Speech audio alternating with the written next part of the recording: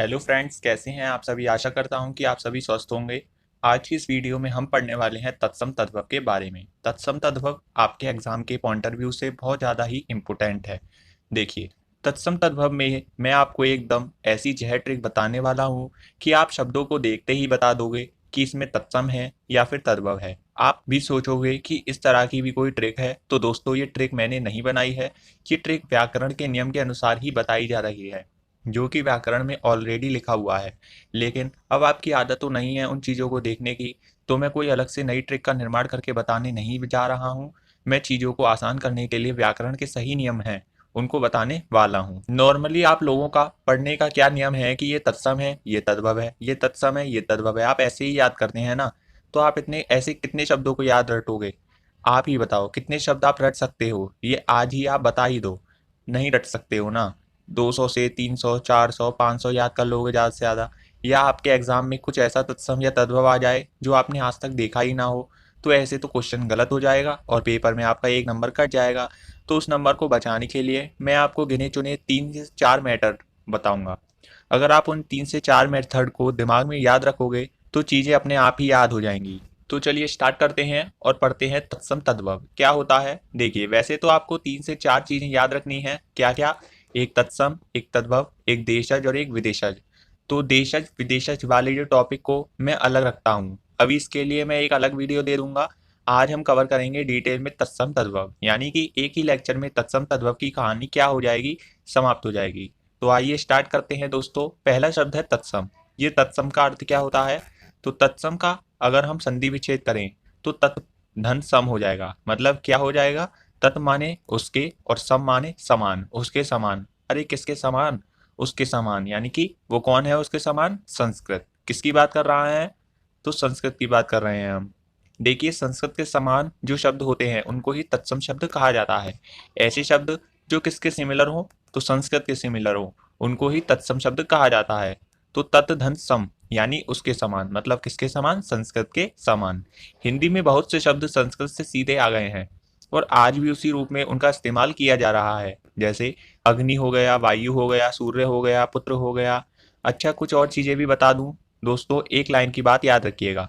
ऐसे शब्द जो तोड़ तोड़ कर दो हिस्सों में होते हैं लेकिन मिलाकर बनाए जाते हैं, जैसे अग्नि। अब देखिए, यहाँ पर आधा गा लगाया है ना, तो ऐसे आधे शब्द का कॉन्सेप्ट आ गया। तो ऐसे आधे शब्द का कॉन्सेप्ट आ जाए, जैसे आ जाए प्रेम या श्रीमान या फिर केवल श्री शब्द आ जाए, तब आपके पास स्त्री शब्द आ जाए। जब आपके पास पुत्र शब्द आ जाए, तब आपके पास सूर्य शब्द आ जाए। ठीक है, समझ रहे हैं ना आप?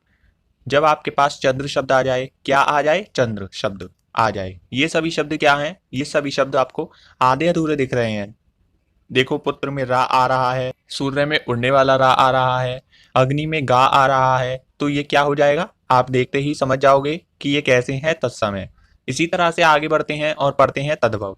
डिटेल में पढ़ाऊंगा और क्वेश्चन आंसर भी आपको कराऊंगा। स्पेशल क्वेश्चन आंसर कल किया जाएगा। आज देखिए केवल तद्भव क्या होता है।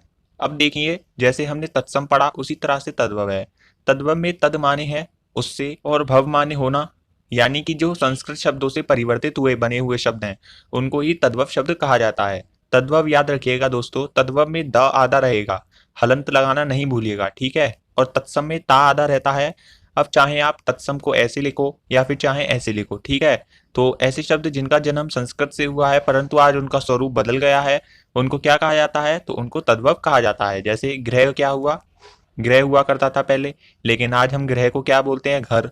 ऐसे ही दोस्तों, पहले आम्र हुआ करता था लेकिन आज हम क्या बोलते हैं? आम्र को आम बोलते हैं, ठीक है। दोस्तों, कर्पूर क्या है? कर्पूर अपने आप में संस्कृत शब्द है। कर्पूर में उड़ने वाले रा को गायब कर दिया है, उसे हम बोलचाल की भाषा में कपूर कहते हैं। क्या कहते हैं? कपूर। तो याद रखिएगा, असल में क्या होता है? कर्पूर होता है। और हम लोग तद्भव बना दिए हैं, कर्पूर को कपूर बना दिए हैं। दोस्तों, जो हम हाथ बोलते हैं ना, ये हाथ क्या है? तद्भव है। हाथ का तत्सम रूप होता है हस्त। जैसे हम बोलते हैं हस्त रेखा, यानी कि हाथ की रेखा। तो ये हस्त जो शब्द है वो तत्सम शब्द है और जो हाथ शब्द है वो तद्भव शब्द है। समझ में आ रहा है ना आपको? तो अब आगे देखते हैं दोस्तों तत्सम एवं तद्भव पहचानने के नियम। दोस्तों, जबरदस्त नियम बता देता हूं आपसे। मैंने पहले ही बोला नियम बताऊंगा। क्षत्रिय शब्द याद रखिएगा। थोड़ा कठिन शब्द जैसे छ त्र ज्ञा ह स, ये शब्द जहां कहीं भी आपको दिख जाए ना, वहां पर आंख बंद करके सोच लीजिएगा कि वहां क्या है, तत्सम शब्द है। आंख बंद करके आपको याद है या नहीं है, छोड़िए, वो क्या है, मान लीजिए वो तत्सम शब्द है, वही सही हो जाएगा। याद रखिएगा, जो क्षत्रिय वाला छा है ना, ये कहीं पर भी आपको लिखा हुआ मिल जाए, किसी भी शब्द में लिखा मिल जाए, मान लेना क्या है, मान लेना वह तत्सम शब्द है, ये मान लेना सही हो जाएगा सुई। आपका उत्तर अभी मैं आपको प्रैक्टिकल करके दिखाऊंगा। एक बात याद रखिएगा कि जो क्षत्रिय वाला छा है ना, वो प्राय तत्सम होता है, और जब इसका तद्भव बनाते हैं ना, तो छ कहीं कहीं खा हो जाता है, या फिर छा को छा भी बोल देते हैं, छ यानी कि छा से छतरी भी बोल देते हैं कभी कभी। तो इसका रूप बदल जाता है, ये तत्सम था, इसी का रूप बदल गया और ये तद्भव हो गया। आप कहोगे ना कि सर दिखाइए, 10 से 20 एग्जाम्पल दीजिए, तभी तो हमें समझ में आएगा कि कैसे रूप बदल गया, कैसे खा हो गया, कैसे छा हो गया। तो हम कैसे पहचानेंगे, तो ये लीजिए हम पहचान, आप पहचान कीजिए। तो पहला क्वेश्चन है दोस्तों, ध्यान से देखिएगा, आपसे पूछता है क्षीर। मैंने आपसे कहा ना कि कहीं भी क्षत्रिय वाला छा दिख जाए तो समझ जाना कि वो तत्सम है। बताइए, क्षीर में छा है, अक्षर में छ है, परीक्षा में छ है, साक्षी में छ है, अक्षी में छ है, ठीक है ना, क्षेत्र में छ है, कहीं भी आपको छ लिखा हुआ मिल जाए ना, अरे मेरे भैया बता रहा हूं ना, तत्सम शब्द होता है, छा कंफर्म है। बाद में हमने क्या बताया, अगर इसका रूप बिगड़ेगा तो या तो खा बनेगा या फिर छा बनेगा, या तो खा या फिर छा। छा कौन सा, छा छतरी वाला। अब देखिए, जो चीड़ था वो क्या बन गया, खीर बन गया। अक्षर था तो क्या बन गया, अक्षर बन गया। अक्षर का अक्षर बन गया, यानी कि छा किस में बदल गया, छा छाता में बदल गया।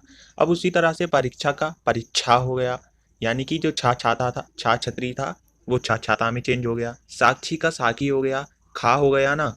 अक्षी का आंख हो गया, क्षेत्र का खेत हो गया।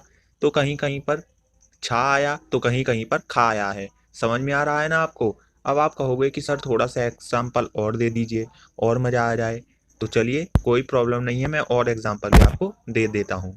तो जैसे दक्षिण है तो दक्षिण का दाहिना हो गया, मक्षिका का मक्खी हो गया, मक्षर का मक्खन हो गया, अक्षत का अक्षत हो गया, अछोट का अछो हो गया, और अछोट का अखरोट हो गया।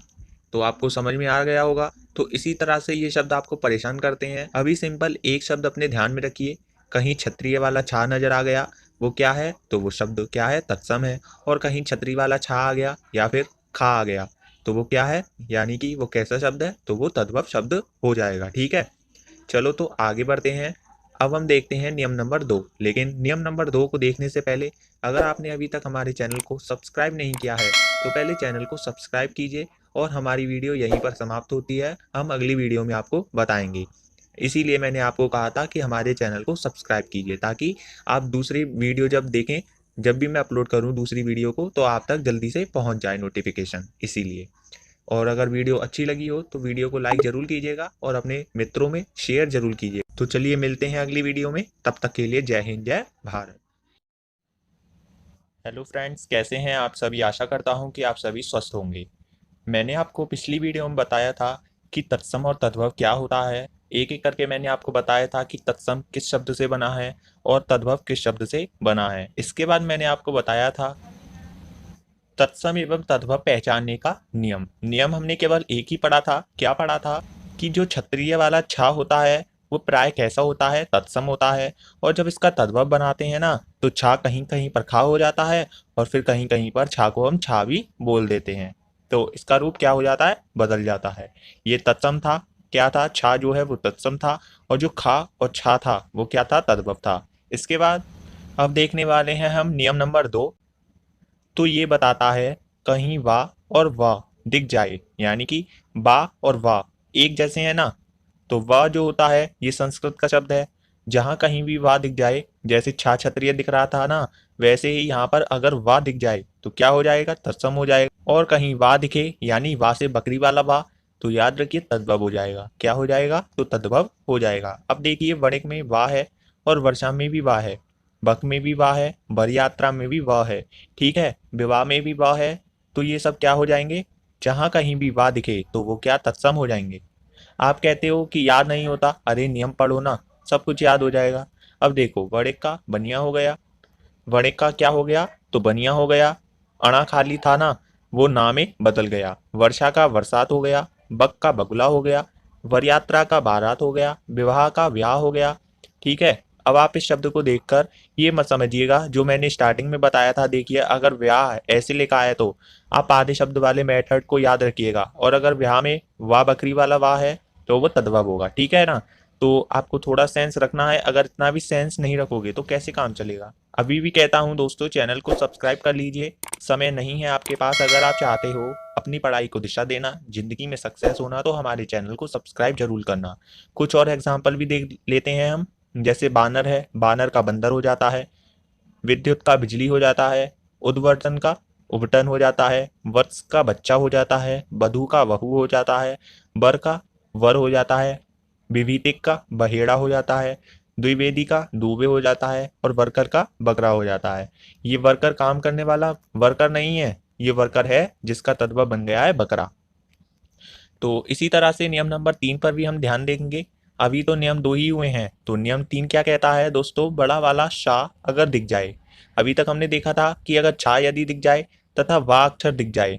अब हम पढ़ रहे हैं शाह अगर दिख जाए, ठीक है। तो याद रखिएगा, शाह अगर जब भी आपको दिख जाएगा तो वह तत्सम हो जाता है। छोटा वाला शाह दिख जाएगा तो वो तद्भव हो जाता है, याद रखिएगा, ठीक है। अब देखिए यहाँ पर श्यामल है, ये मैं आपको एग्जाम्पल दे रहा हूँ। श्यामल दोस्तों क्या हो जाएगा, सावला हो जाता है। शकु का सुआ हो जाता है। शुंड का सूंड हो जाता है, ठीक है। शुंड का सूड़ हो जाता है, क्या हो जाता है, सूंड। अब इसी तरह से प्रश्न जब बनने लगते हैं तो आपको बहुत कंफ्यूजन होता है। और भी देखिए, जैसे ससुर का ससुर, दर्शन का दर्शन, आदर्श का आरसी, श्वेत का सफेद, आशीष का आशीष बन जाता है। प्रासवन का पसीना बन जाता है। श्रावण का सावन बन जाता है। श्यामल का सावला बन जाता है। शब्द का शब्द बन जाता है। और राशि का रास बन जाता है, ठीक है। समझ में आ गया है ना आपको। आगे देखते हैं नियम नंबर 4, बहुत ही ज्यादा इंपॉर्टेंट है नियम नंबर 4, ध्यान से सुनिएगा। तो जो री ऋषि होता है ना, ये भी तत्सम होता है। और जो त्रा त्रिशूल वाला त्रा होता है, ये भी तत्सम होता है, ठीक है। फिर बदलाव क्या आता है, तो दोस्तों बदलाव मैं अभी आपको बताता हूँ।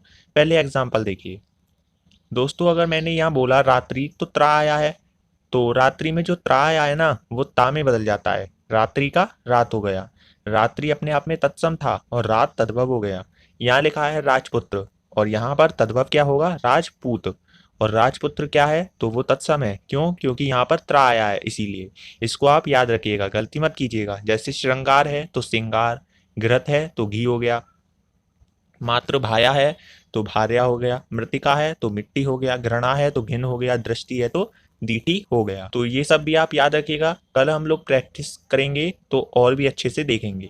आखिर के 2 नियम और हैं, उन्हें भी आप देख लीजिए। जैसे नियम नंबर 5 क्या कहता है, कभी कभी विसर्ग का इस्तेमाल होता है। विसर्ग माने ये हो गया, तो इसका प्रयोग संस्कृत के शब्दों के समान होता है। तो बस ये विसर्ग यहाँ से हट जाता है तो ऐसे शब्दों का इस्तेमाल भी किया जाता है, ये याद रखिए। क्या हो जाएगा, संस्कृत का पूरा, और ये हो जाएगा इसका तद्भव, ठीक है। अब कुछ चीजें और आपको बता देता हूँ, बड़े ही ध्यान से सुनिएगा। जैसे छ है, त्रा है, री है, अगर इनके साथ कोई भी अर्धवर्ण आ जाता है, सॉरी ये सब तो हम पढ़ चुके हैं ना पहले। इनके साथ साथ रा, अगर कहीं पर भी आपको रा आता हुआ दिख जाए तो उसमें परिवर्तन होता है। रा में हमेशा आधा रा होता है, आधा रा आएगा। य का जा बनता है, शा का सा बनता है। शा की 2 चीजें बन जाती हैं, जैसे या तो सा बनेगा छोटा वाला, या फिर घा बन जाएगा। अब आप कहोगे कैसे, सुन लीजिए, पहले बता रहा हूं दोस्तों। गोधूम का क्या होता था, गेहूं हुआ करता था। एक चीज और याद रखिएगा कि कहीं भी अगर आपको चंद्र बिंदु लगा हुआ नजर आ जाए, वहां पर तद्भव होता है। क्या होता है, तद्भव। यहाँ पर तत्सम याद नहीं रखना है आपको, तद्भव याद रखना है। चंद्र बिंदु के लिए तद्भव, लेकिन अगर एक बिंदु होता तो उसके लिए हम तत्सम को याद रख सकते थे, लेकिन अगर चंद्र बिंदु है तो वहां पर तद्भव ही होगा। चंद्र बिंदु आप जानते होंगे, चंद्र बिंदु ये है और बिंदु ये है, ठीक है। अगर हमने लिख दिया गेहूं, मुंह, मूछ, गांव, तो ये क्या हो जाएगा, तो ये आपके तत्सम हो जाएंगे, तत्सम सॉरी तद्भव हो जाएंगे। अच्छा, इनका तत्सम क्या होता है ये और देख लेते हैं। गेहूं का गोधूम हो जाता है। मुंह का तत्सम हो जाता है मुख। मूछ का हो जाता है श्रमसु। गांव का हो जाता है ग्राम, याद रखिएगा, इंपोर्टेंट है। तो ये याद रखिएगा कि चंद्र बिंदु लगा हो तो वो तद्भव होता है। आगे देख, यहाँ दे रखा है व्याघ्र, यहाँ पर रा आधा आ रहा है ना, भ्रू में रा आधा आ रहा है तो भ्रू का भौ हो जाता है। नक्र का नाक हो जाता है। भाद्रपद का भादव हो जाता है। गृद्र का गीध हो जाता है और आम्र का आम हो जाता है। समझ में आ रहा होगा आपके, ये सब भी आप याद रखिएगा, बहुत इंपॉर्टेंट है। तो अगर आप एक एक पॉइंट देखते चलेंगे तो आपको कुछ भी कठिन नहीं लगेगा। आगे देखते हैं युग। दोस्तों मैंने आपको पहले ही बताया, जो या होता है वो किस में चेंज हो जाता है, जा में बदल जाता है। किस में बदल जाता है, जा में। कैसे बदलता है इसको भी आखिर में हम देख ही लेते हैं। जैसे युग का जुग हो जाता है, युवा का जवान हो जाता है, षष्ठ का छठा हो जाता है। शाह भी देखो बदल रहा है ना, दो चीजों में हमने देखा था, एक तो छा में और दूसरा छोटे सा में। याद रखिएगा।